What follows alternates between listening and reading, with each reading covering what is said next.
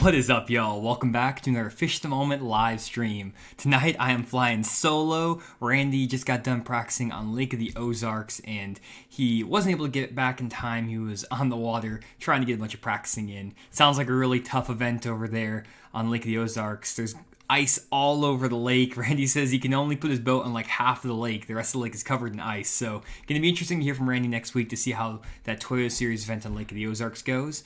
But today, since I'm flying solo, I wanted to kind of talk about a topic that I feel like is going to be really interesting to you guys. And that is recapping the recent Major League Fishing Red Crest event on Lake Eufaula in Alabama. Dustin Connell won the event, and it was kind of a wild and crazy finish. Brian Thrift dominated for the first 3 days and then kind of fell off on the end. And you probably, if you listened to the last live stream, heard me talking about how Brian Thrift was dominating without LiveScope technology, just using 360 imaging and no LiveScope, and basically blew the doors off everyone for 3 days straight. But then the last day of the event struggled, and LiveScope became a big player on the last day. Now I'm going to kind of explain why that happened, talk a little bit as well about some of the other lessons I learned from watching. They're unrelated to electronics, things like that. We're going to start by talking about LiveScope, just because you guys know I like the electronic stuff, and then we'll get into a few other things about just tournament strategy and adjusting to seasonal conditions. I'm going to try to break up into 5 parts, so definitely stay tuned for the entire stream, and we'll also be putting these into short clips on the Fish Moment Live channel soon after this live stream airs. So good to see everyone on the stream. We got Ryan, Ronald, Darren, Greg, Jason, John, J-Mavs. By the way, J-Mavs, thanks for that meme you sent me on the my email. I put it on the Fish Moment community page about the flat brim caps. My flat brim's a little bit wonky right now, so got the flat brim going because I'm young generation. If you saw Randy's video about that, you guys know what I'm talking about. Kind of funny deal. So good to see that, and good to see everyone else on. So many guys tuning into these streams nowadays. It's hard to keep track of everyone. So anyways, let's jump into breaking down the recent Red Crest tournament. And Dustin Connell, again, won the tournament. And if I transition my screen, I'm just going to pull up Lake Eufaula and give you guys a general overview of the lake. Basically, it is a lowland reservoir over in Alabama. You have clear water on the lower end, but not super clear, like 2.5 to 3 foot of visibility, especially because of all the rain these guys were getting over the last few weeks. And then as you went up to the mid-lake section, it seemed like the lake got pretty muddy from a lot of rain and snow that they had down this area and ice. And then the upper river section was a little bit clearer and had a little bit warmer water. Now, it was kind of interesting because the mid-lake section on this tournament was basically a non-factor. The majority of the guys that did well were fishing either on the lower end of the lake or they were fishing up here in the river section in the backwaters. And there was kind of this split between the different styles of fishing. The guys who wanted to fish up shallow and fish in shallower water, they were further up the lake in some of these backwaters up the lake and up on the main river. Guys like Andy Morgan, Mark Davis, guys like that were further up the lake trying to get in some of these backwaters. And the water was warming up throughout the week. Water temps started around like 48 to 50 degrees the first day of the tournament or in practice, but by the end of the week, the water temperatures up in the shallower, dirtier water were in the 60s, 63, 64 degrees at times. So you had really warm water temperatures, and that was getting a lot of the pros to think that they could go into some of these backwaters and catch fish up in shallow water. And a lot of guys wasted a lot of their tournament trying to find fish that were pushed up in around some of these islands, these grass flats, the back of these creeks. Not this creek necessarily in particular, but creeks like it.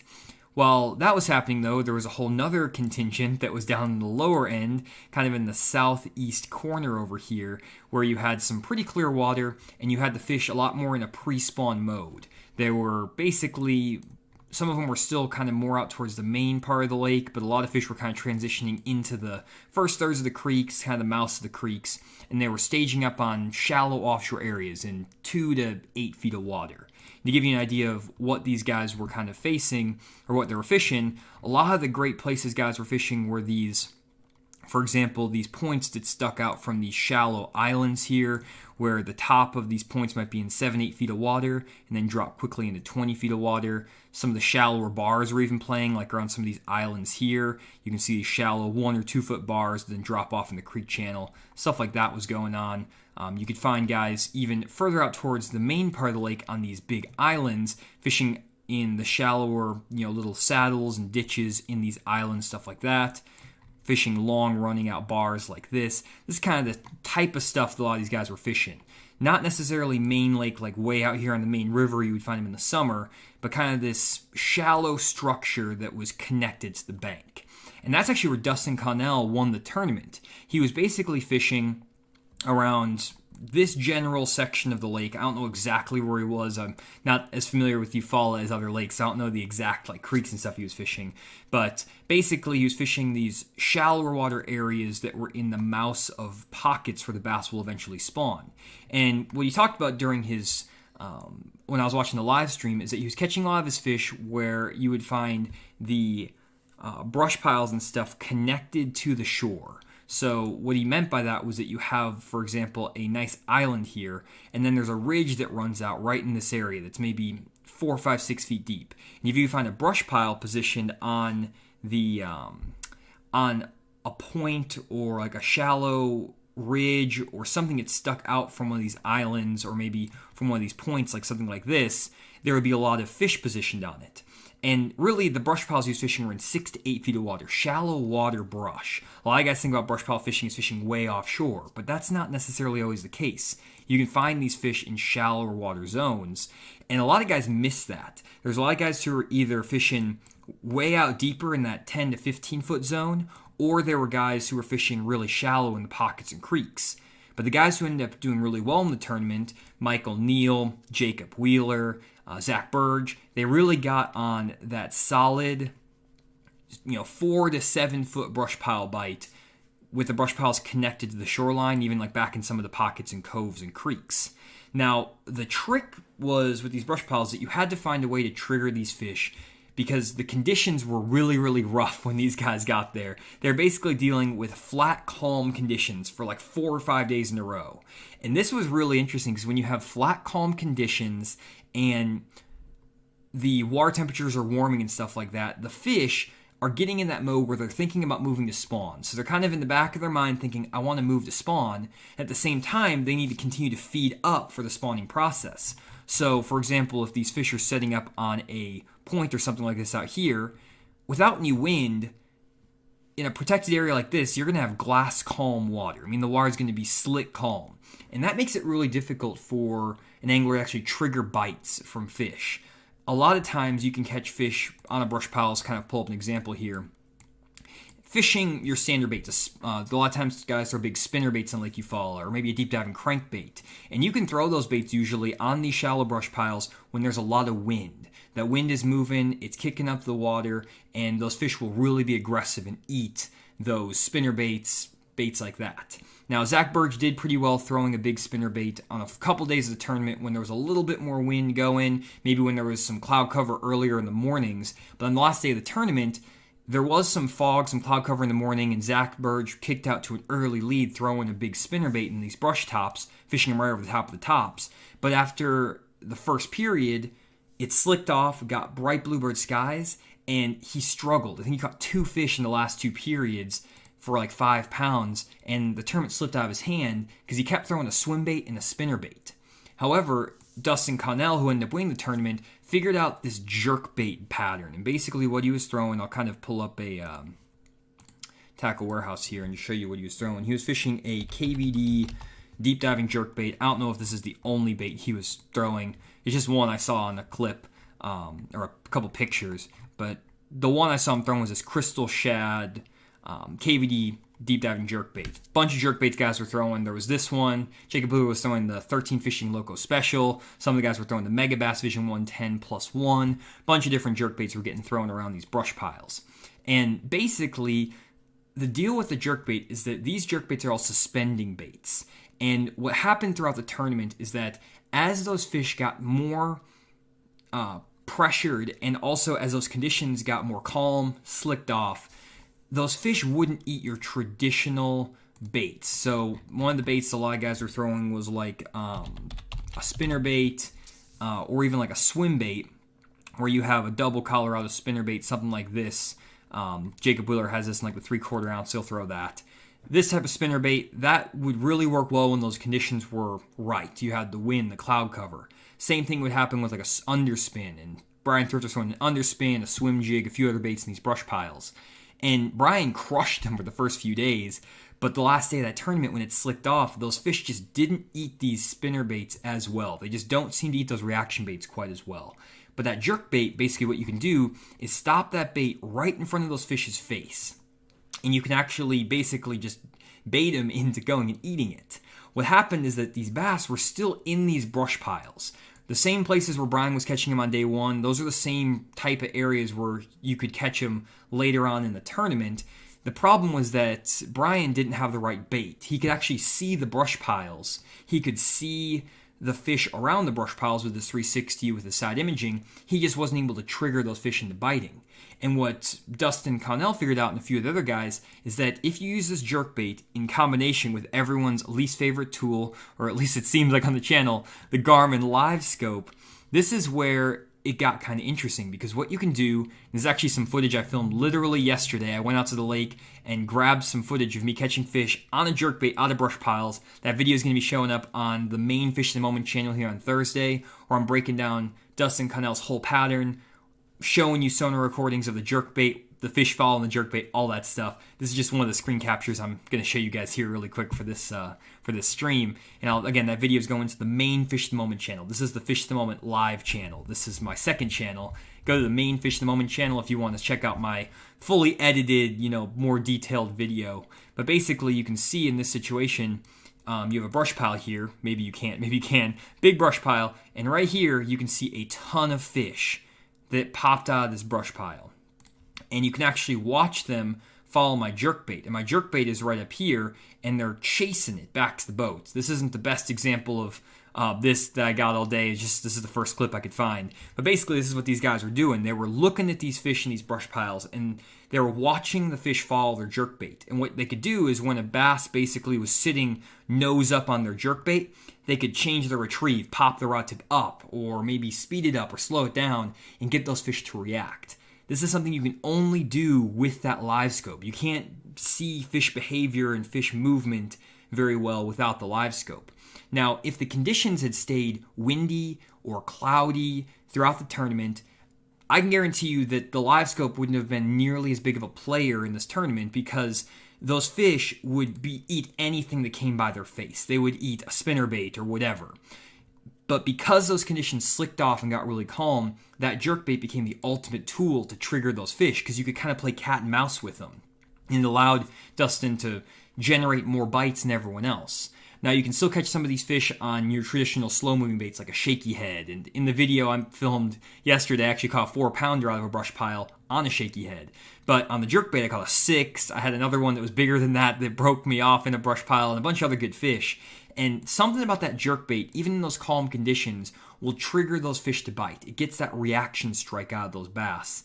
And it's really interesting because this is something you would never think. Throwing a 3-hooked jerkbait in the center of a brush pile seems kind of like a bad idea.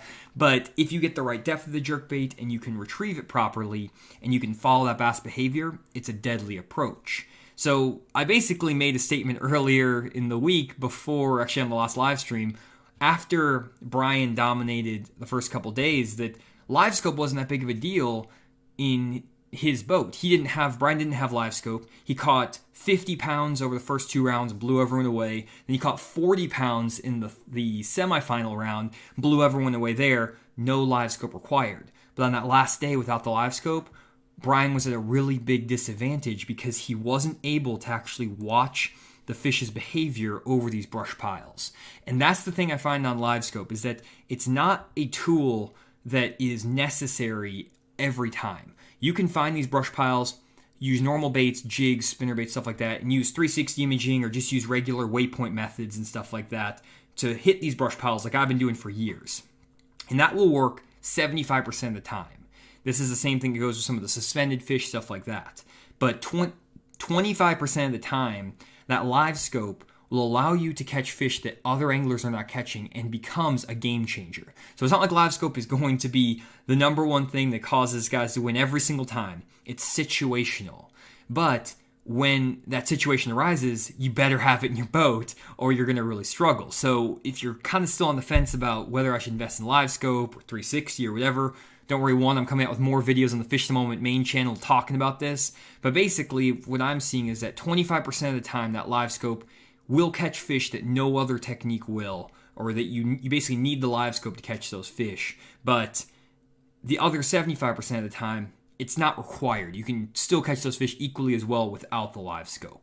Hopefully that makes sense. I wish Randy was kind of here to bounce off. It's kind of weird going back to just solo me because I have no one to bounce ideas off of. But let me go through some of these comments because we got to see what everyone else is saying. Hopefully I'm not getting crunched too much. Someone said they saw me on the lake yesterday. Yeah, let's. I think you're the guy. Was it Cessna? You had mentioned about the drones. I need to give you a call. Apologize. I've been just swamped about the drone stuff. Let's see here. Just trying to see what else was saying. Let's see here. Okay. Sorry, I'm reading through the flat brim comments. Got to filter all those out. And Iris says, I think Randy could have done well in the Red Crest flipping a jig up the river. He's one of the best flippers out there, and that's for sure. He probably could have got that bite to work. It was interesting because if you guys,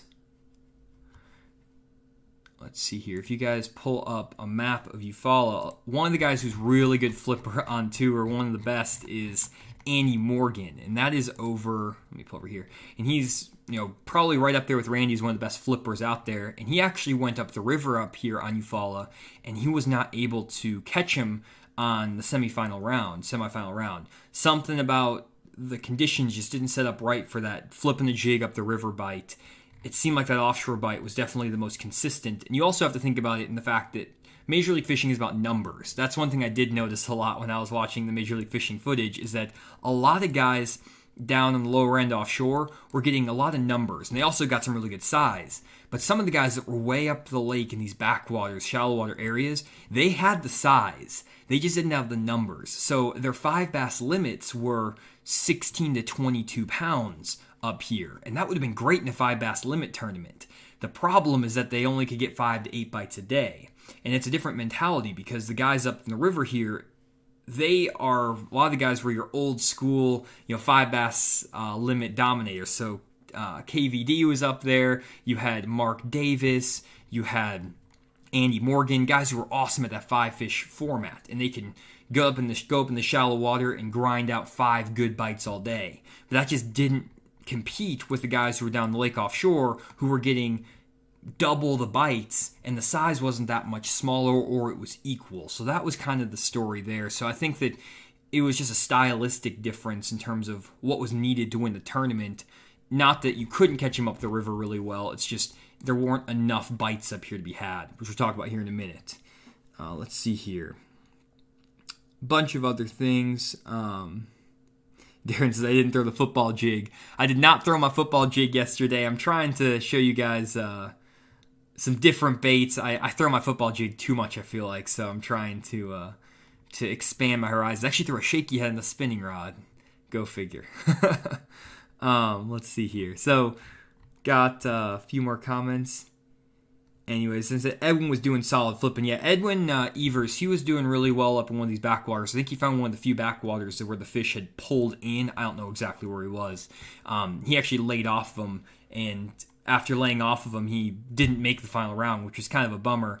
It seemed like there just weren't enough fish pulling up here shallow, and that's one thing that I want to talk about next. My second point is that basically in this tournament, a lot of guys were conflicted because they wanted to fish up shallow due to the water temperatures warming, and it felt like the fish were going to spawn. You heard the commentators like Marty Stone talking all week about how there's going to be a wave of fish that move shallow. This deal is going to be one shallow. The tournament's going to be one shallow. Whoever finds the right backwater with the fish pulled up is going to win. One thing, though, that was not really taken into consideration, I feel like, by a lot of guys, is the fact that the water levels were fluctuating a lot throughout this tournament. So the water levels were going up and down and up and down, and that was messing with the fish's decision to actually move up to spawn. And Dustin Connell actually made this point really, really clearly when he was fishing down on the lower end of the lake, and he was talking about, he was fishing around some island somewhere, and he was basically saying that usually when the guys are here on Lake Eufaula in the spring, there's plenty of flooded cover in the water, bushes, laydowns, things like that, and that's what those fish will pull up and spawn around. However, in this tournament, none of that stuff was in the water, and he said there wasn't even enough water in the shallow grass to make the shallow grass viable. It was just, there was not enough water in it, and that caused a lot of those fish to set up in those offshore brush piles in 6 to 8 feet of water. Basically, that brush pile in 6 to 8 feet of water was the only cover those bass could stage in, because it was the only cover that had water in it. But if the water was like a foot or two higher, those fish would have actually left those shallow brush piles and got into some of the shallow grass. And that's something that was really fascinating, just hearing that, and something I pay attention to a lot, but I don't think a lot of guys, really think about that, is that when the water temperatures or the water levels are low, it will push those fish further offshore. And I love that. I love in the spring when the water's low and those fish are offshore and I don't have to worry about messing around with the shallow water areas, because I like fishing offshore. And that's one of the factors that really, I think, screwed some guys up, is that earlier in the week, the water was really high. The water levels were pretty high, but the water temperature was low. So you had low water temperatures and the water was up. But then as the tournament progressed, the water temperatures rose, but the lake level went down, so the water dropped. And whenever you have fluctuating water levels in the spawn, that's a bad, bad sign, because basically these fish, they want to pull up in these shallow grassy areas, lay their eggs. And when they do that, they want to ensure that when they actually move up to lay their eggs are going to have water on them to survive. But as that lake is falling, those bass don't know how far that lake's going to fall. So for example, if the water line is right here right now, and those bass lay their eggs right in this area, but then the water drops out 3 feet, the new water line might be here, and all of this is dry land. All this will be dry land, and then their eggs are out of water and their eggs die. So those bass, they want to wait until they can find some stable water conditions. The water level is stable. Even if that water temperature is in the 60s, 63, 64, 65 degrees, those bass won't move up to spawn if that water level is fluctuating a ton. I made a video explaining this in the main Fish of the Moment channel. Just look up Fish of the Moment 5 spawning myths. 5 spawning myths. I've explained the whole bass theory and bass behavior behind this. But that's something that I think a lot of guys were missing. They're looking at that water temperature. They were looking at the warming days, the warm nights, all that stuff. And I can understand that these guys are shallow water fishermen, a lot of these pros, and they want to be up there shallow because that's where they're really good. And they know that if they can get into a backwater where it's happening, they can dominate. But throughout the tournament, because those water levels were fluctuating up and down, even though those water temperatures were right, water levels were not. So kind of the key takeaway there is that water temperature does not dictate the spawn solely. It's not the sole factor that dictates when the bass will spawn. You could have 67 or 68 degree water temperatures in some of these backwaters up here in the back here, and it just looks like the perfect spawning ground, and maybe you have some clear water, like this is like 67 degrees in this backwater pond. But for whatever reason, once you get back in here, if that water has fluctuated 2-3 feet up and down and up and down and up and down over the last few days, which is what it was doing during this tournament, it actually dropped, it came back up and then dropped back down. The water's fluctuating so much that it gets those bass in limbo. And I think that that's what these guys were dealing with. That fluctuating water was messing up these fish enough. And I bet if they came back 2 or 3 days after this event, there would have been fish all over the shore, especially if that water level rose and stayed stable. Those bass were like ready to spawn.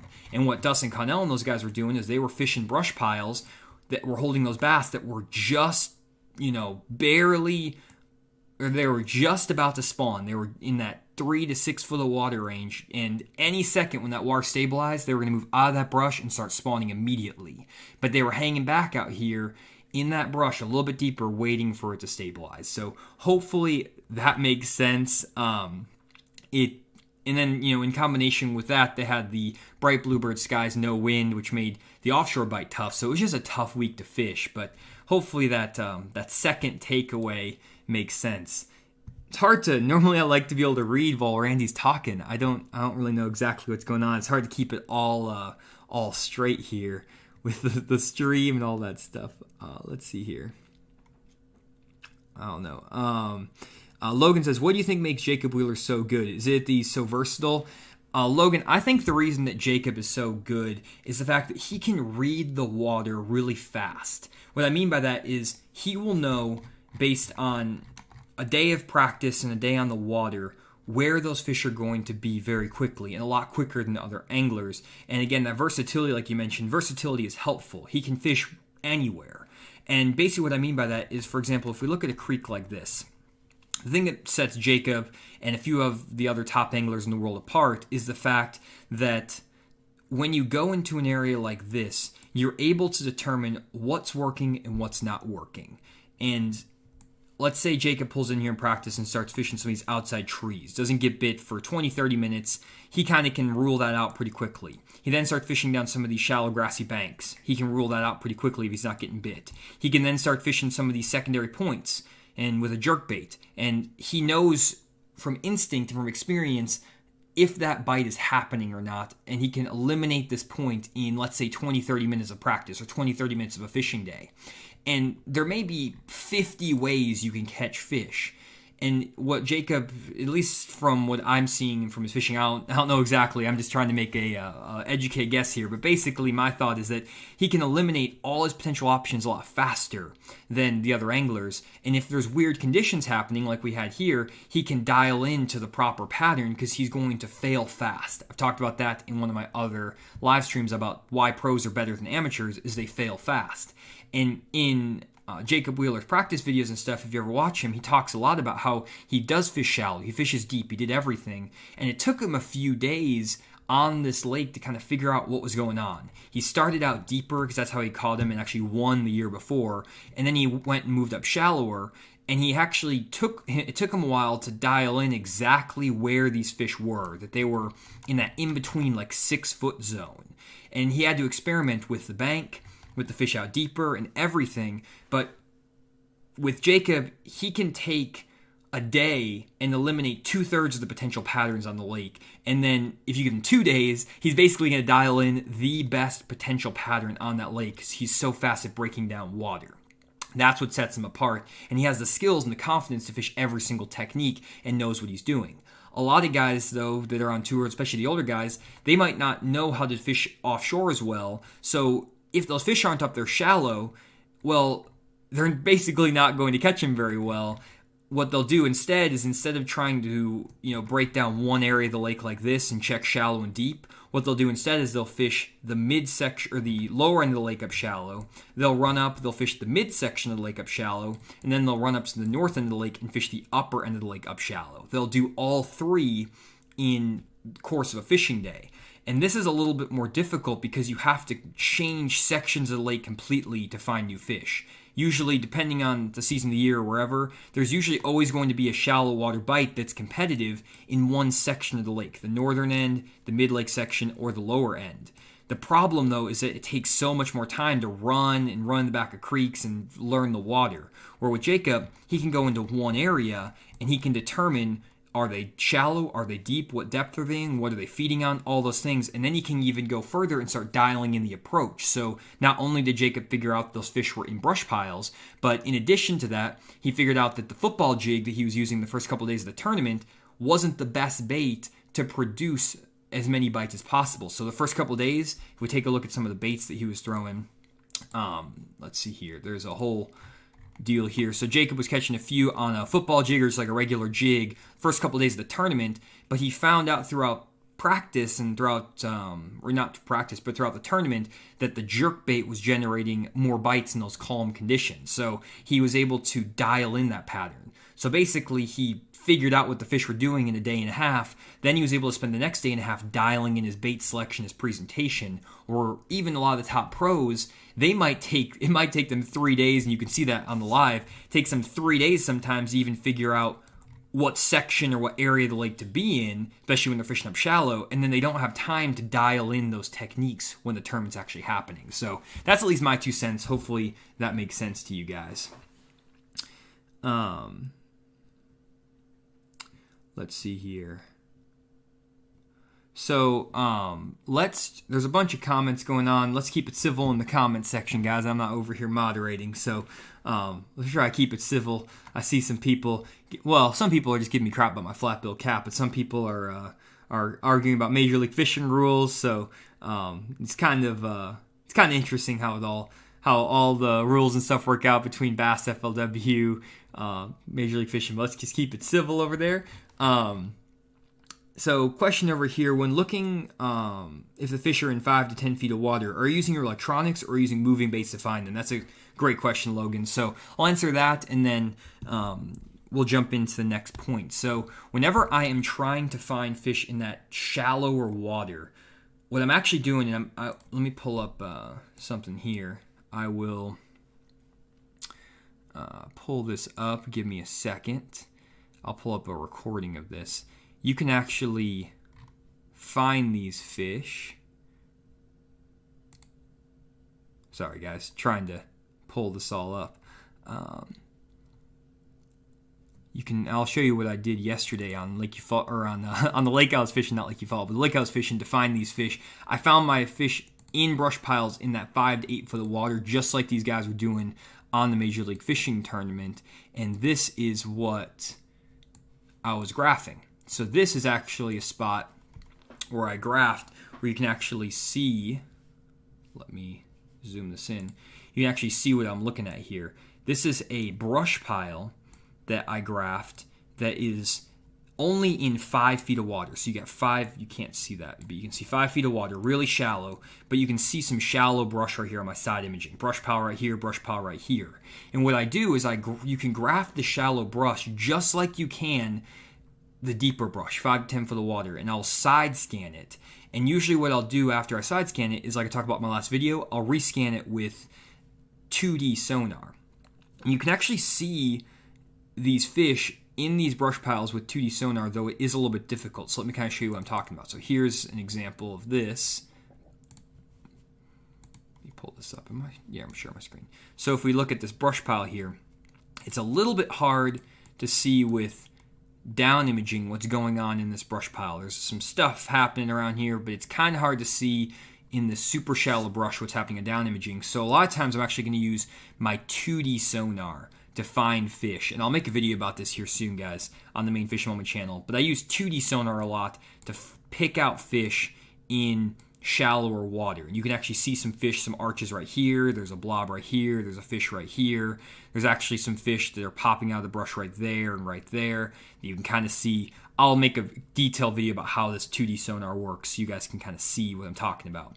But I use 2D sonar a lot in that shallower water because those fish get really tight to the bottom. And you can use 2D sonar to differentiate the color, for example, from that hard red bottom to that bass that's setting up right there. You can see those fish a little bit easier, and you can see some fish here on the bottom. And I use a combination of 2D sonar and side imaging to find those fish in shallower water, and then I'll use my down imaging when I'm fishing a little bit deeper, trying to find those fish. So kind of a tricky deal. Like there's that fish.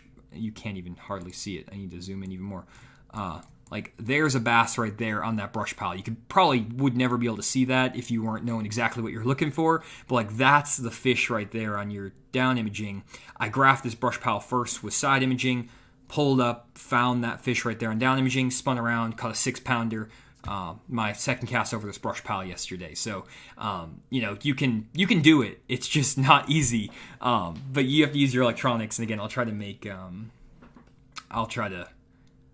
make a video about that here so you guys can talk about. Am I always looking for cover, Logan? Not always, but especially when you're fishing shallower like that, cover is basically what you need to do. It's usually going to hold fish that in the shallower water, 5 to 10 feet, it's usually like a shell bed, a rock pile, a brush pile, some sort of cover. I don't find those fish just up on a flat or like that or something like that, just set up on a spot up shallow. unless there's bait fish up there. And then at that point, those fish are swimming around. They're not locked on the spot. When you're further offshore in deeper water, a lot of those times those fish will relate to a break, like a really hard break line, and that sometimes can hold those fish without cover. It kind of just depends, but I would say 75% of the time I'm looking for some sort of cover. Okay, let's get this guy out of here. We don't need to spam K. Cool. Let's just... Yeah, there we go. Don't know what that was about, but we're just going to get that guy out of here. Sorry, guys. I'm just trying to moderate the stream. There's some people who are just spamming. Don't want to do that. So, anyways, one thing I want to talk about here, I know that I'm a little bit off my normal guys because I'm not used to talking for an hour straight by myself. I don't have the time to gather my thoughts, so bear with me as I kind of work through everything here. One thing I want to talk about really quick is something we have going on over at fishthemoment.com. I'm really excited this week to be doing a new virtual seminar on how weather affects bass. This is by far going to be the best seminar that I'm going to put on for a while. I did that seasonal bass movement seminar, which was amazing, and really excited about that. Let me get my face out of the way here. Here we go.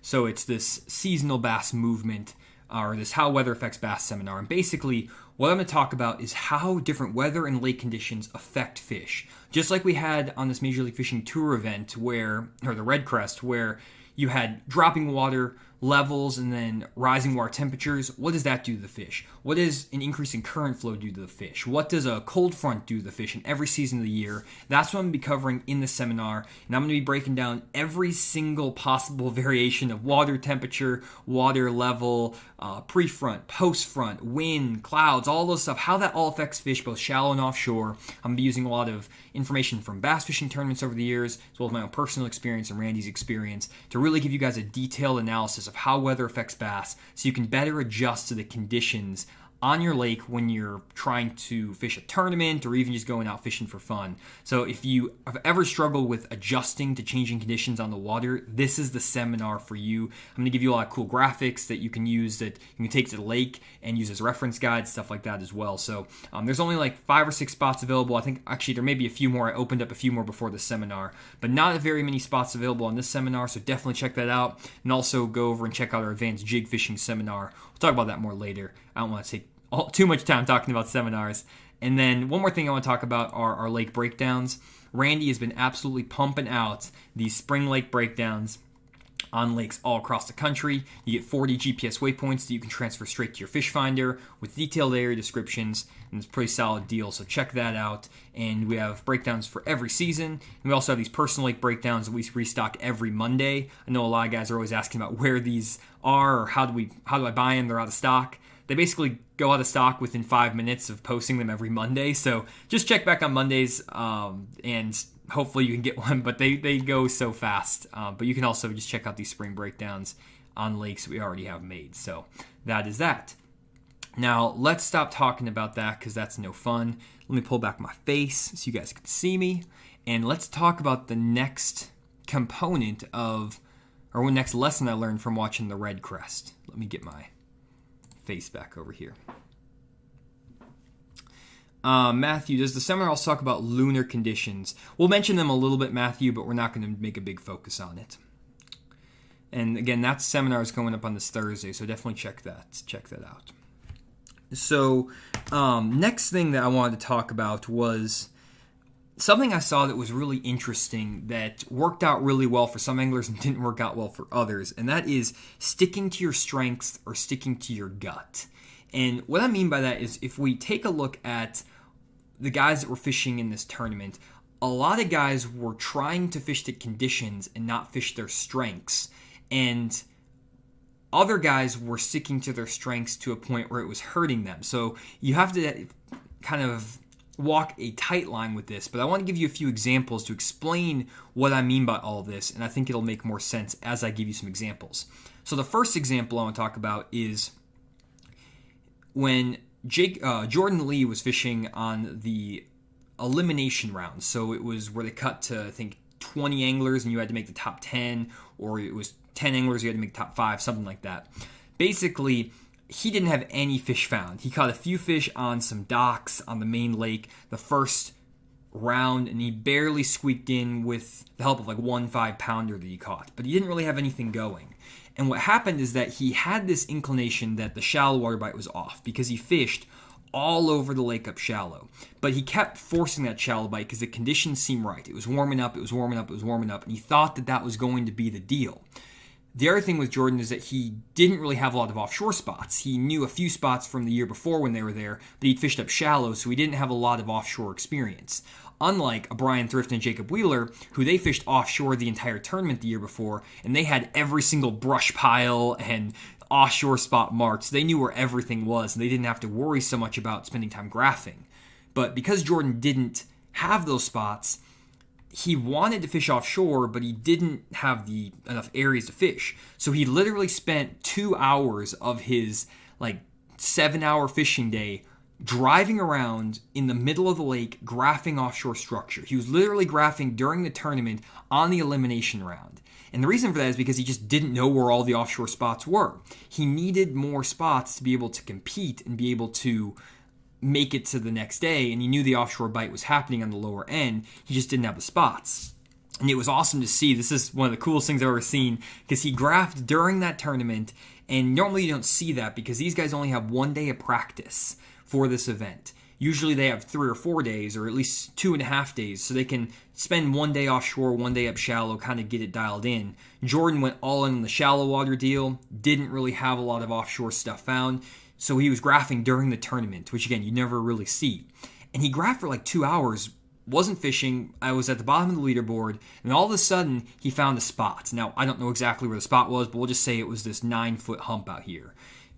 He pulled up there, threw a football jig, and caught like a 5-pounder and a 3-pounder and another keeper back to back to back. Boom, caught him. And he was like, man, I found it. I got the deal. Got myself a spot where I could catch some fish. Unfortunately, that was the only spot he had. So again, got back on the graph, started driving around, graphing more stuff. He finally found another spot, pulled up, caught another good one, and he got up to 15 pounds. And he was catching a bunch of little fish throughout this. And he basically just stuck with what his gut was telling him. I need to find these offshore fish. I don't think I can get bit up shallow, so I'm just going to graph during the tournament. And he found those fish, and then he basically ran out of time, and Michael Neal was able to catch up with him near the end of the day and overtake him. So unfortunately, Jordan wasn't able to make the final round, but basically he found 15 pounds of offshore fish without knowing where they were before the tournament. He never had fished those spots before in his life, and he graphed for them to find them. Now, that's what I do every single time I go fishing. If you ever watch me in my videos, I never practice or anything for my videos. I just go and graph and then find fish. So it was cool because Jordan was basically doing what I do every single video, which is drive around, find the fish, stop, and fish. You just don't see that very often because usually those guys, again, do that in practice and they have those fish kind of found. So I thought that was really cool, and it was Jordan sticking to his gut. Another thing that I thought was really cool was to see some of the guys like Stephen Browning. Stephen Browning is one of the guys local here in Arkansas. And again, I don't know exactly where these guys were fishing, but he was fishing in the back of one of these creeks. And he is a really good shallow water angler. He can catch them offshore as well, but he's really good at fishing shallow water vegetation. Does it a lot on the Lakes Arkansas River, does it on Lake Dardanelle, as well as Lake Ouachita, a lot of lakes in Arkansas that have grass. And he basically picked up a chatterbait, one of his confidence baits, and he just started fishing the backs of these creeks. And he would refish the same water over and over again, and new fish would pull in as that water was warming up. And he just stuck to his strength, and it got him through the first round and got him into the elimination round. The problem, though, unfortunately for Steven, is that he didn't have enough fish in the creeks he was fishing, and not enough fish had moved in to hold him for the entire event. But he stuck to his strength regardless, and I think that was really good for him to do because he knew that his best chance at catching fish was to go into an area that he knew had fish and just grind it out. Now, in hindsight, should he have done something different? Obviously, he didn't make the final round. But if a new wave of fish had moved in, or if they had triggered and started biting, he may have made the final round. And he knew that he wasn't going to be able to run out here randomly in the middle of the lake and just start fishing offshore and trying to catch him. That's not his style. That's not what he really does. Jordan Lee, on the other hand, is a really good offshore angler, and he's won tournaments offshore. So he has kind of a lot, I feel like he has a lot more confidence and knows he can just go graph and find those fish in the offshore patterns, where Steven is definitely a shallow water specialist more so. Again, you can catch him offshore, but that's more of his deal, and he knew that his best chance to catch him was going back into one of these creeks where he knew there were fish and just grinding it out and catching them. And that's something that's a very veteran move. It's a great move, and it didn't show in the results, but I would say maybe 50% of the time that works out well for Steven, where he gets in an area where he knows he has fish, doesn't leave fish to find fish, grinds it out, and you'll catch him. So it's kind of a difference too in, generation almost, because a lot of those guys like a Mark Davis who did well, or a KVD, they stuck it out shallow and they just said, I'm going to keep fishing up shallow with chatterbaits and shallow baits until those fish move in or until they start biting. And I think those guys too would have had pretty good days if they had been fishing in the 5-fish format, not the every fish counts format, because they would only get 4 or 5 bites a day, but they were big ones. But, with this Major League Fishing format, the emphasis is on numbers of fish. And those guys who can catch them offshore, if the offshore bite is available and the shallow bite is not great, the offshore is going to win every single time on numbers. And that's something we've seen consistently with this Major League Fishing tour, is the offshore guys do really, really well. Now, if we were doing it in a 5-fish format, a lot of the guys who are catching them would do really well if they were only weighing 5 bass. But if they're fishing Major League Fishing, they're doing terrible.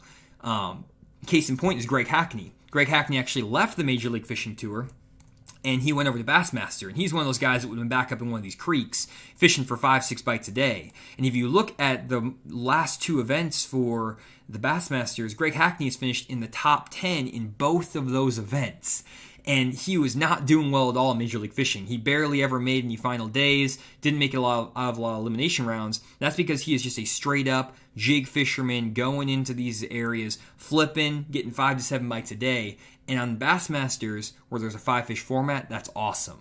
For the Major League Fishing Tour, not so much. So you have to kind of keep that in mind of the format you're fishing, and also just fishing your strengths. If you know that you're not confident going out in the middle of the lake and graphing, don't do it. Stick in your areas where you know the fish are at. Maybe make some bait adjustments, some changes. That's what Randy likes to do. Randy's awesome at that, and it works out for him a lot of the times. For me, I would be, I'm not fishing up shallow anyways. I would just be offshore graphing. Even if I didn't find any fish offshore in practice, I would still be fishing offshore because that's just what I like to do. Nowadays, I do fish up shallow at times. I just don't have the confidence anymore to really stick to it. I like the offshore game too much. So that was my third takeaway from this. Sticking to your strengths versus trusting your gut. It can work out in both ways. There's some nuance to it, but really if you're not super versatile like a Jordan Lee or a Jacob Wheeler, sticking to your strength is usually going to work better 90% of the time, even though the example I gave was not that, but it can also reverse. Hopefully that makes sense. Let's see here. JMav says, 300 people, 75 likes. What's going on? If there's 300 people here, go leave a like on this video. Really appreciate it. It helps with the YouTube algorithm. Also subscribe down the Fish Moment Live channel if you want to watch more Fish the Moment live streams. Usually Randy's here with me talking, professional angler. I'm just over here talking, trying to fill some time while Randy's out fishing a tournament. So anyways, let's talk about the last thing that, or the fourth thing I want to talk about. The fourth thing that I wanted to talk about is bait selection is really critical anytime you're fishing in a tournament. This is something that I mentioned earlier, but I want to reiterate. When I was talking about that brush pile bite earlier, I was talking about the fact that Dustin Connell was catching a lot of fish on that jerkbait. And that was what got him to the victory. He was throwing that jerkbait over these brush piles. But there was a lot of guys throwing baits in brush piles throughout the tournament. So for example, if we take a look at some of the guys, or some of the baits these guys were throwing, one bait that was really popular was with Zach Burge throwing a big spinnerbait. And he did really, really well fishing a big spinnerbait the first few days of the tournament. But the last day, it just wasn't the right deal. You need to be throwing that jerkbait to maximize the number of bites you were getting. Now, his 5 bass limit on that spinnerbait would have put him at a really high finish in any 5-fish format tournament. He would have been right up there with Dustin. But when you're trying to catch as many fish as possible, like in Major League Fishing, bait selection can be very, very key.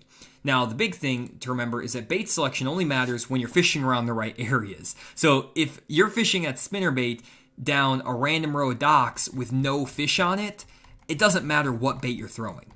If there's no fish on these docks, there's no fish on these docks, period, end of stop. That's it. It just doesn't work. But if there are fish in the areas and you know you're around an area with fish like these brush piles, that's when the bait selection becomes key. So big spinnerbait wasn't the deal. It was the deal when there was more wind and clouds, but it just wasn't getting the job done when there wasn't those conditions. Another bait that was being thrown a lot was like a football jig. That's what Jacob Wheeler and Jordan Lee were both fishing. So Jordan Lee, when he kind of made his little run, he was just throwing a football jig. Doesn't really matter which football jig you're throwing, but something like this.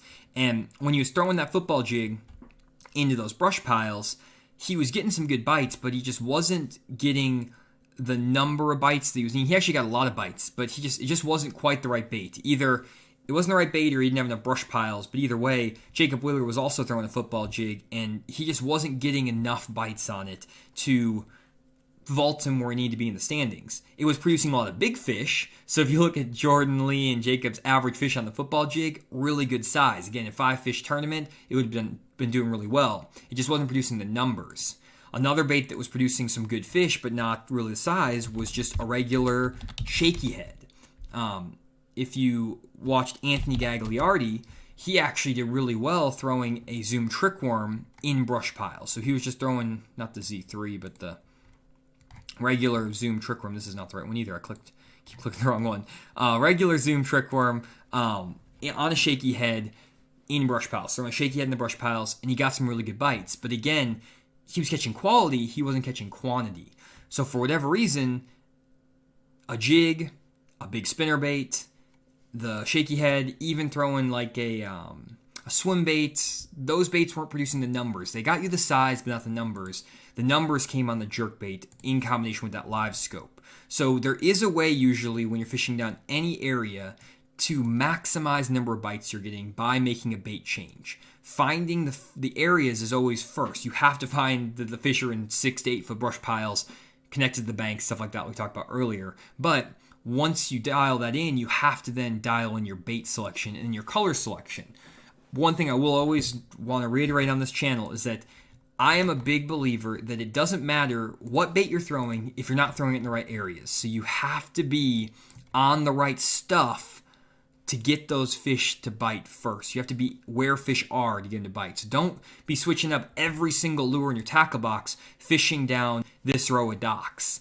If you're not getting bit on a jig down this row of docks, you're probably not going to get bit on a spinnerbait or another bait. There are some exceptions, but if you fish docks for 3 hours with a variety of baits and don't get bit, it's not that you don't have the right bait on. It's just that there are not that many fish on those boat docks. If you watch the guys fishing these brush piles out here, no matter what they throw, whether it's a football jig, a swim bait, a big spinnerbait, a jerkbait, they were all getting bit. It's just that the jerkbait got the most numbers. It was the best bait in that situation, but every bait got bit. Same thing, you're fishing on a row of docks. You can get bit on a lot of different baits on these boat docks, but if you're only getting one bite every 50 boat docks you fish, there's probably not that many fish on the docks anyways, and making a bait change isn't going to make the biggest difference. It's not the right area. Finding the area first is way more important. Always want to stress that because that's something a lot of guys get messed up. They love digging in their tackle box, going to tackle warehouse, buying every bait on the shelf. You have to find them first before you start making those micro adjustments. So enough getting off my soapbox on that. Last thing I want to talk about here, and I'll take a few questions, is it's really important, and this is something that I've seen a lot on Bassmaster Elite Series events, FLW, all stuff over the years. I'm a really big student of the game, so I like to watch all these tournaments and really dissect what happens. What I find is that a very common mistake during the spawn, pre-spawn, post-spawn time of the year is guys are fishing ahead of the fish. Fishing ahead of the fish is never a good approach. And what I mean by that is that if we take a look at this creek right here, there's usually, we'll take a look at this area here. So there's usually going to be a situation where you'll have fish in several different areas, but in general, you're going to have fish over here that are going to be your winter fish. So we're going to call this winter, maybe this could be like early pre-spawn winter fish. Kind of zoom in here. Then I'm going to get my face out of here. Sorry, I'm just going to pull this up and get my face. That way the graphic is not compromised. There we go. So you got winter fish over here. Then you're going to usually have a set of pre-spawn fish that are going to be further into the creeks, maybe setting up on some of these points, those brush piles we talked about earlier. So these are going to be your pre-spawn. Then you're going to have some fish that are back in the back of these pockets. These are going to be your spawning bass. And there's going to be waves of these fish. There's going to be a wave of spawning bass, a wave of pre-spawn, and a wave of winter bass. And so there's bass here, here, and here, usually when you get to the lake. And that's what we saw in Lake Eufaula. There's bass up here in the shallow water spawning, bass here in the pre-spawn, and bass here in the winter stage. What you found, though, is that when they got to Lake Eufaula for the Red Crest, maybe 10% of the bass were up here spawning. 50 to 60% of the bass were in pre-spawn, and maybe 20 to 30% were in their winter stages. So you basically had 90% of your bass in the winter or the pre-spawn mode. But a lot of guys were fishing for the spawning bass, and they were fishing ahead of the bass. The bass hadn't made their way up to spawn yet because, again, the water levels were fluctuating even though those water temperatures were correct. Now, what happens is that if you're fishing ahead of those fish, you're only fishing for 10% of the population, and you're basically limiting the number of fish you can catch. And you can see that with a lot of guys who are fishing in the tournament. They were catching good fish. KVD caught some nice 4 and 5 pounders up there real shallow where those fish were getting ready to spawn, but you just don't have enough fish. There's only 10% of those fish here. However, if you go to the pre-spawn bass, you're fishing for 60% of the bass. So you have a lot more fish to actually go and catch. And then if you're out here fishing the winter bass, well, you still have 20 to 30% of those fish. You can still get some bites, but it's going to be similar to that spawning deal. The nice thing, though, is if you get on these winter fish and you start fishing out here, if you don't get bit, your next step is to move in to fish those pre-spawn bass. So you can you're actually fishing behind the fish. And so you move and now you're in line with them. The issue is if you're fishing in the pre-spawn and you start to fish in the pre-spawn, there could be fish in the winter stage or the spawn stage, and you don't know which way to go. You don't know if you need to go forward to the spawn or back to the winter. So it gets a little bit tricky, and you don't really want to be in the middle. You don't really want to start looking in the middle. You usually want to start looking behind the fish. Start trying to figure out where they were, then determine where they are. So I try to backtrack it. Start where the fish were a couple weeks ago or a month ago, and then work my way forward and never get ahead of the fish. The same thing can happen if we flip this. So if we change this, let's say these are post-spawn fish, and we're getting here, we get to Lake Eufaula, and let's say we got there in May. Well, what's going to happen is that you're going to have some fish that are post-spawn, you're going to have fish there in summer, and fish there in spawn. Let's say you get there and 50% of those fish are in the post-spawn, 20 to 30% are still in the spawn or up by their beds, and then the rest of those fish are up there in their summer situations, their summer patterns over here. Well, what happens is that 10% of the bass are here in the summer in the post-spawn, summer in the spawn.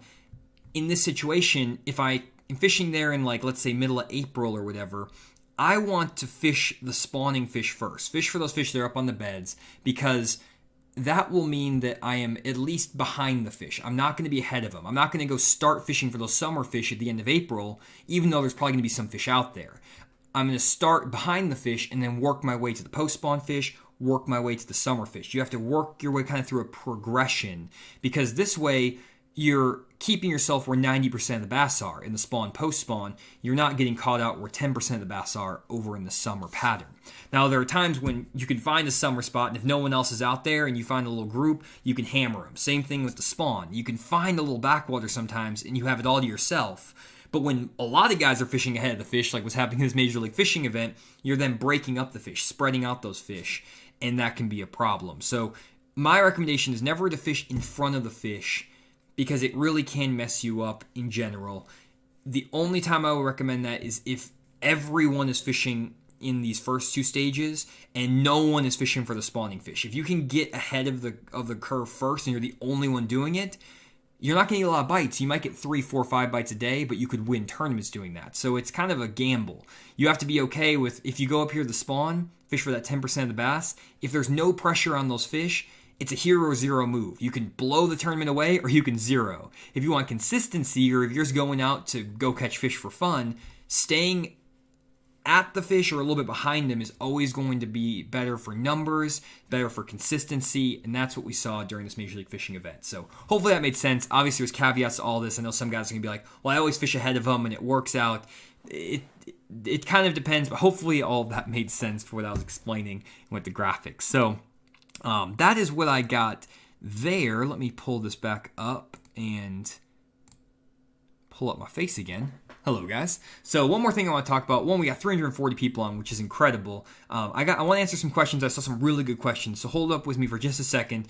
Got to pay the bills, so I want to show you guys a couple things over at our website, fishmoment.com. Stay with me. I'm only going to take a second with this. I know you guys don't like the ads, but this is literally the only way we monetize the podcast and all the channels. So head over to fishmoment.com and check out our upcoming virtual seminar.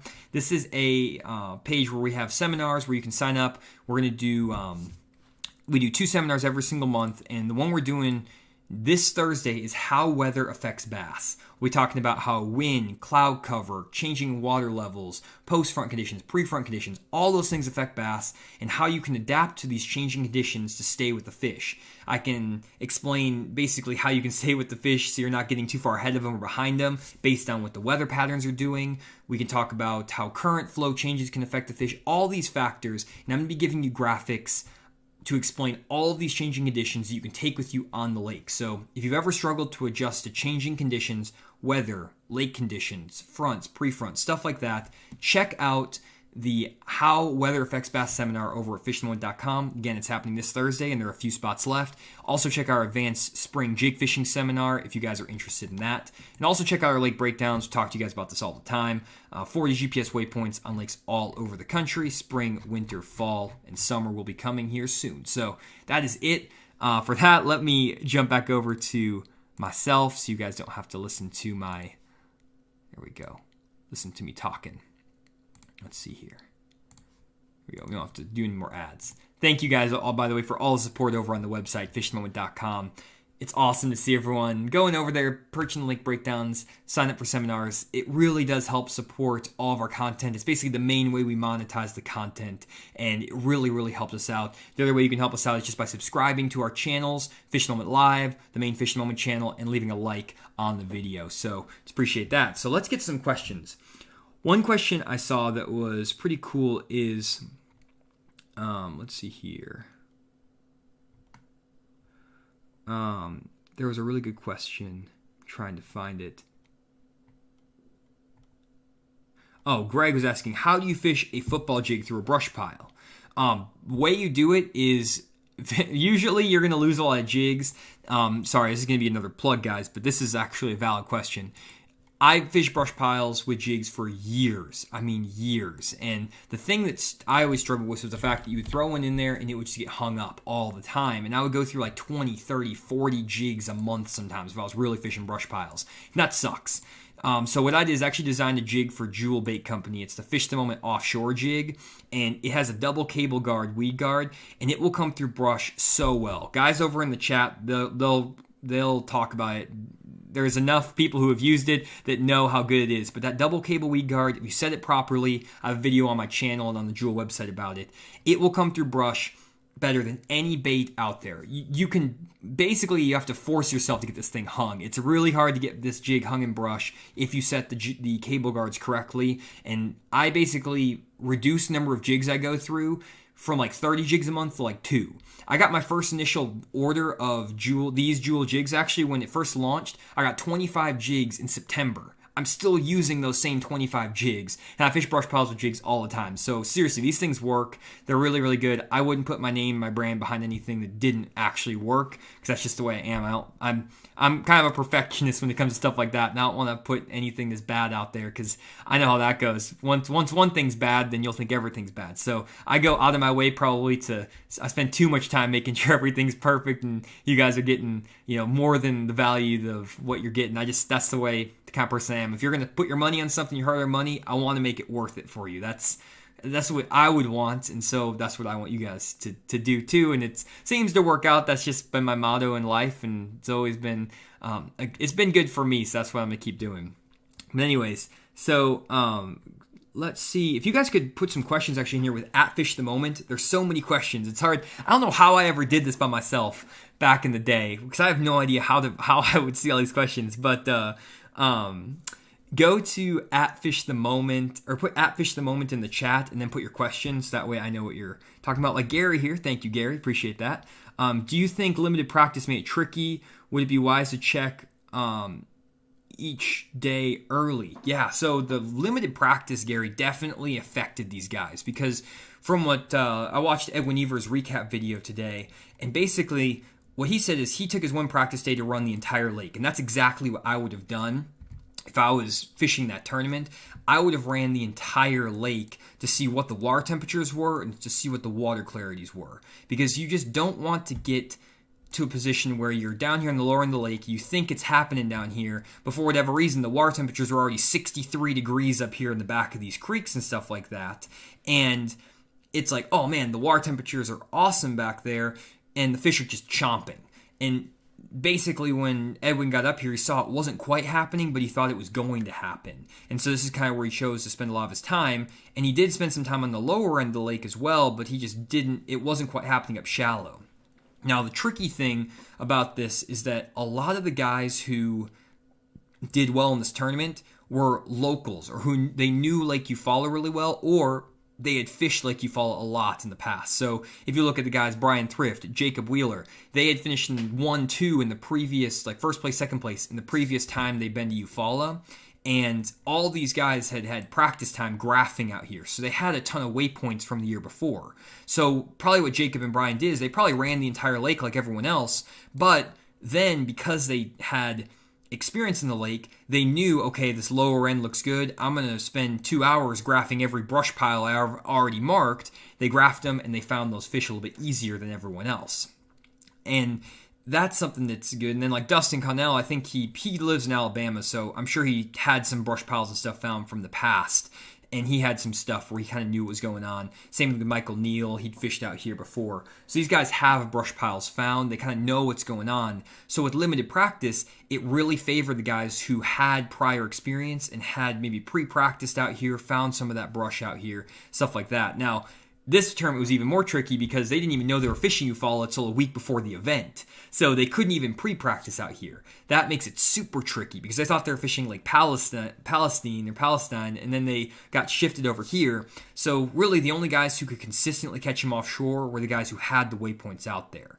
The one exception to that was Jordan Lee, who actually spent, again, 2 hours of his elimination round literally graphing for new spots because he didn't have anything out there, but he knew that's where the fish were. And that put him in a huge disadvantage. If he had had a bunch of spots already marked out here, he could have just run his brush and probably could have made the final round easily because he's a really good offshore angler. So, yeah, limited practice had, it kind of, I would say it gave a little bit of an unfair advantage to those who had more experience on the lake. And I think that's one thing that practice does. It kind of levels the playing field out. It levels it out enough where if you have a few more days of practice, prior knowledge on these lakes isn't as important. It's really tough, though, if you're like a new guy on tour, you've never fished this lake before, to go out and catch fish out here because it's like, well, where are all the spots? Well, you have to spend time finding the offshore spots, finding your way into the backwaters, and that really is tricky. That's what practice, I feel like, is more helpful with than anything, is just getting a lay of the lake, especially if you've never been there before and guys have been fishing there for years. So hopefully that makes sense. Let's see here. Josh says, I'm a kayak fisherman. I fish from a kayak more than a boat. What tips to cut down or rule out areas of the lake? Josh, that's a tricky deal with the kayak. What I would always recommend is don't be afraid to dump your kayak in one area and then pull it out and dump it in another area of the lake. You're going to have to use your truck as your way of moving around the lake, and you're going to have to be a lot more strategic. So, for example, if I was on Eufaula, I would pick a creek on the lower end of the lake where there was a boat ramp, for example, right here, and I would try to find an area that I could cover like a good mile section, both back of the creek and out in the main lake pretty quickly, and get a sense if you're paddling or if you have like a little torpedo or whatever it's called where you can drive around kind of fast, or some pedals, you can get around and kind of check out a little mile radius really quick. And you can check a bunch of different stuff, but check a little bit of everything. Spend maybe 2 hours in this area. If you're not getting bit pretty quickly, put that kayak back on your truck and go up the lake 5 miles, 6, 7 miles even. Drop your kayak over here now in a completely different creek and check over here. And you're going to basically have to spend, especially if you're kayak fishing for a tournament, spend 2 hours in a bunch of different sections, and you're not going to know as well which section is going to be good until maybe you start fishing. And if you only have 1 day of practice, you're just going to have to dump your kayak in as many creeks as you can and fish for as much as you can. But if you're just out for a fun fishing day, don't get discouraged if you pull into a creek and you don't get bit in a couple hours. That's the time when you need to pull the plug and put your kayak in a new area. That's what I found with kayak fishing myself. I'm using my truck, putting the thing back and forth in the truck. It's kind of a pain in the butt, but it does pay off a lot more because a lot of times a section of the lake is a lot more important even than the baits or anything like that you're fishing. Let's see here.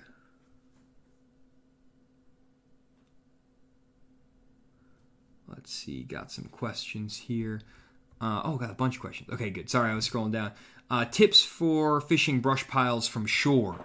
Gaston, that's really tricky. I've done that in the past. The best thing you can do when you're fishing brush piles from the shore is actually not fish a bait like a jig, because you're always bringing that bait uphill. So you're bringing your bait uphill, and it's going to make it hang in that brush a lot more often. So one thing I would recommend doing is getting a bait that can come through brush, but you can fish it over the top of the brush pile, and it's weedless. So one bait that's really good is the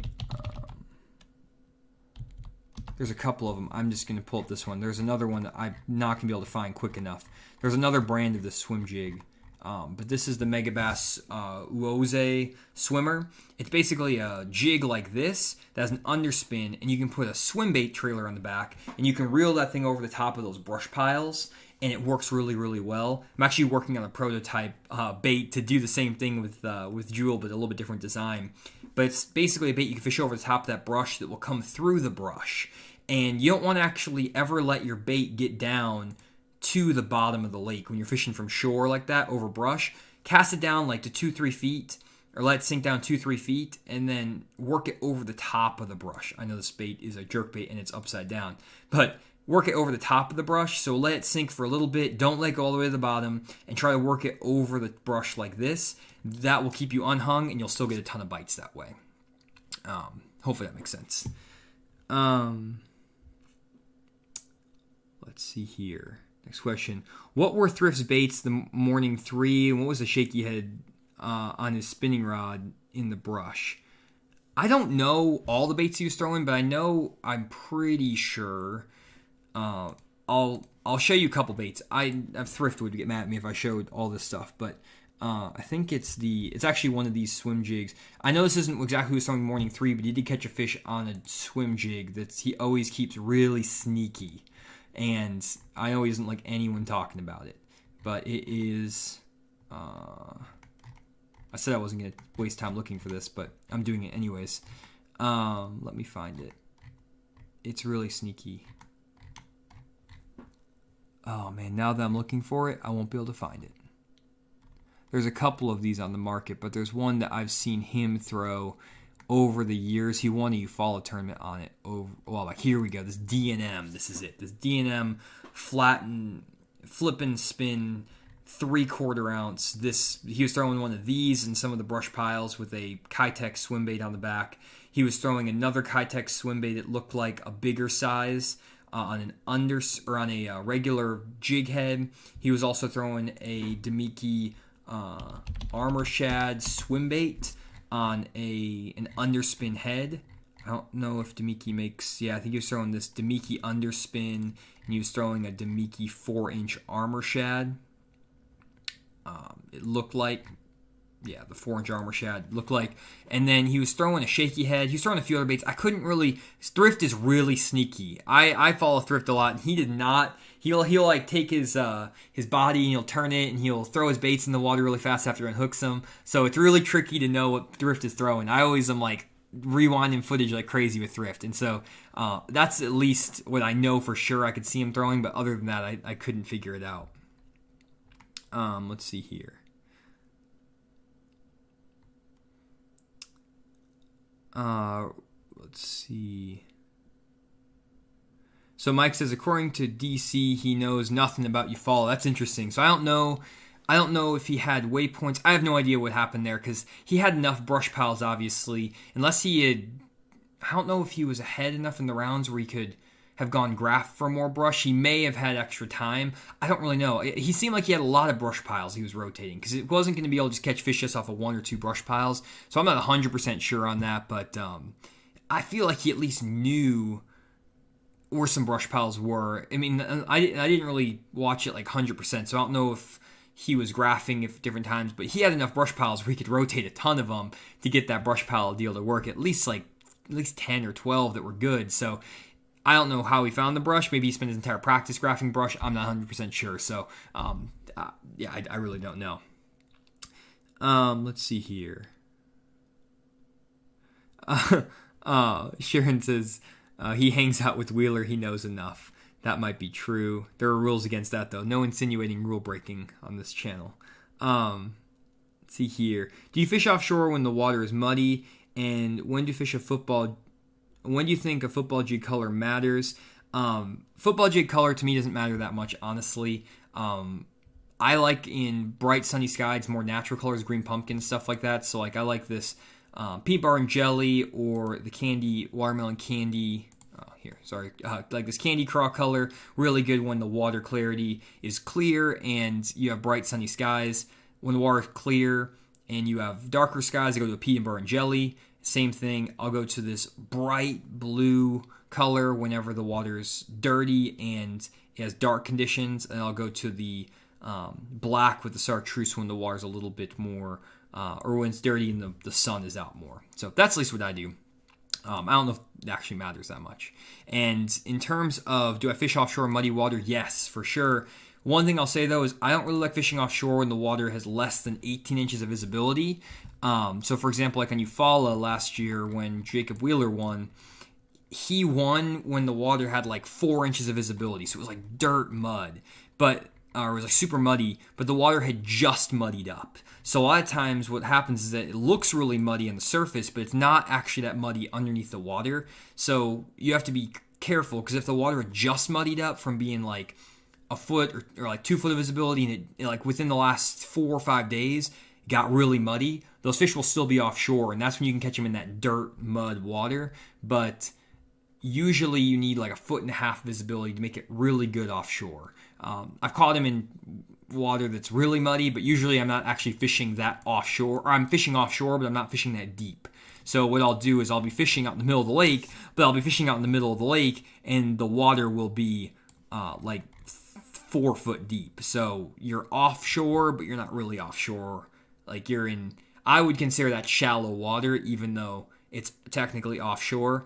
My definition of offshore is when you are less than, or you're in more than 5 foot of water. Usually is like, for me, is like way offshore. It's tricky. I go back and forth in my definition of offshore fishing, but usually if I am going to be offshore in muddy water, I'm just going to be fishing really shallow out in the middle of the lake. And Greg says, does a tackle warehouse not sell your jig? No, unfortunately, not sell the Fish and Horn offshore jig. It's just on jewelbait.com. We are just selling it on the website for now. That's just the way we were able to do it and make it work. That's why we were able to sell a 2-pack, so 2 jigs for $6.99. That's pretty good, like $3 a jig, and it's super high quality components and skirt. I want to do it that way because I didn't want to charge any more than that for a jig, because I just think charging a ton for a jig is ridiculous. So this is like the cheapest way we could have sold it, and we thought we could just sell it to you guys through the website and make it work. So that's what we did. What do you throw in 40 to 45 degree water on river lakes? My go-to bait is a KVD 1.5 flat side crankbait in the chartreuse blueback color. If you're on river lakes, 40 to 45 degree, or river system style lakes, throw in like a blackback chartreuse, a blackback, a powder blueback chartreuse, stuff like that, with a flat side crankbait is a great way to catch them, both offshore and up shallow. In that water visibility, it's really muddy. That would be my go-to bait.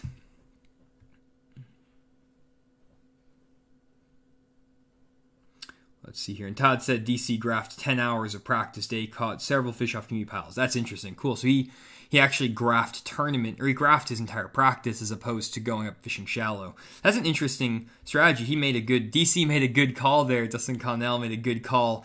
And he decided to just go graph offshore brush piles. That's interesting as a strategy perspective, because I would think that he's such a good swim jig fisherman, shallow fisherman, that he would have wanted to go find the shallow bite. So he just made a really good call to go all in on those brush piles and practice then. So kind of interesting.